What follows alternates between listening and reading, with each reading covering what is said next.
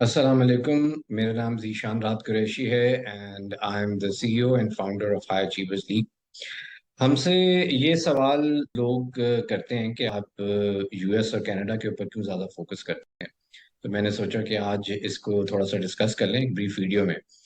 तो देखें, यूएस और कनाडा जो है, इनकी कुछ खसूसियात हैं इन मुल्कों की, और इनका जो एजुकेशन सिस्टम है उनकी कुछ खसूसियात हैं। सो फॉर इंस्टेंस यहाँ पे यूनिवर्सिटीज़ बहुत ज़्यादा हैं। फॉर इंस्टेंस अगर हम सिर्फ यूएस की बात करें तो 4,700 से ज़्यादा यूनिवर्सिटीज़ जो कि accredited institutions of higher learning है, वो यूएस के अंदर है। इसी तरह से कनाडा में भी बहुत सारी यूनिवर्सिटीज़ हैं।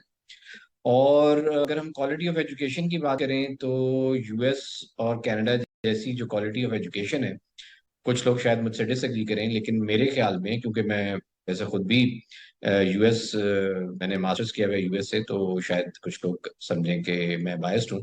मैं बायस्ड बिल्कुल हो सकता हूँ, लेकिन मेरी जो ऑब्जर्वेशन है, जो मेरी लोगों से बात होती है जो यूरोप से भी ग्रेजुएट करके आते हैं, जो फिर यूएस भी जाते हैं, कनाडा भी जाते हैं, तो मेरा इस बारे में जो ख्याल है वो ये है कि जो क्वालिटी ऑफ एजुकेशन आपको यूएस में और कनाडा में मिलती है वो दुनिया में और कहीं नहीं है। जो रिसोर्सेज अवेलेबल हैं नॉर्थ अमेरिका में वो भी कहीं अवेलेबल नहीं है।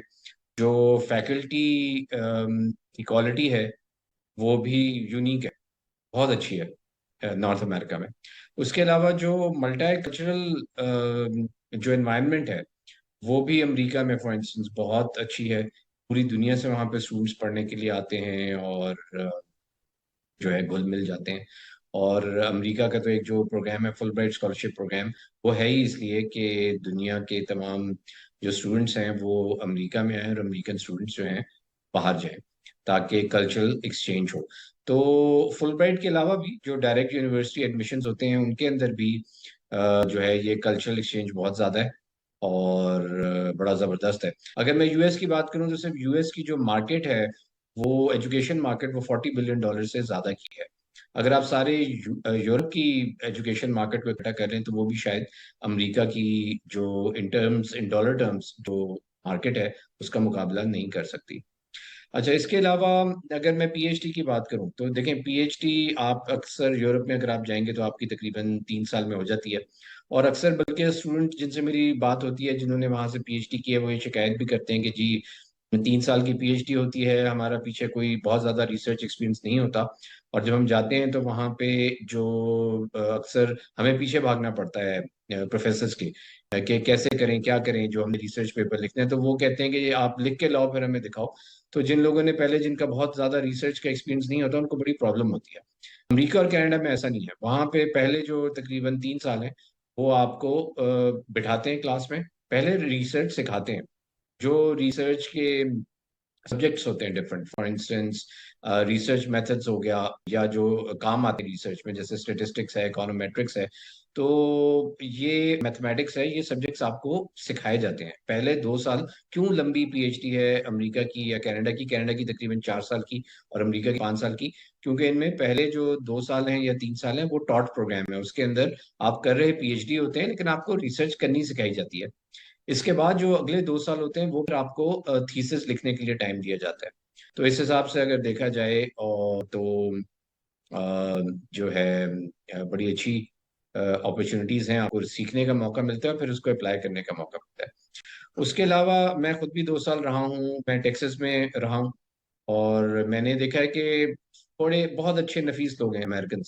तो वैसे उनका जो पॉलिटिकल जो भी सिस्टम है उससे बेशक आपका इत्तेफाक हो, लेकिन अभी हम एजुकेशन की बात करें तो फैकल्टी बहुत फ्लेक्सिबल है, बहुत केयरिंग है, बहुत स्टूडेंट्स का ख्याल करती है। यूनिवर्सिटी एनवायरनमेंट बहुत अच्छी है, बहुत बड़ी बड़ी यूनिवर्सिटीज़ हैं और बड़ी अपॉर्चुनिटीज़ हैं वहाँ पे। हर तरह के क्लब्स मौजूद हैं, आपको जिस चीज़ का भी शौक हो।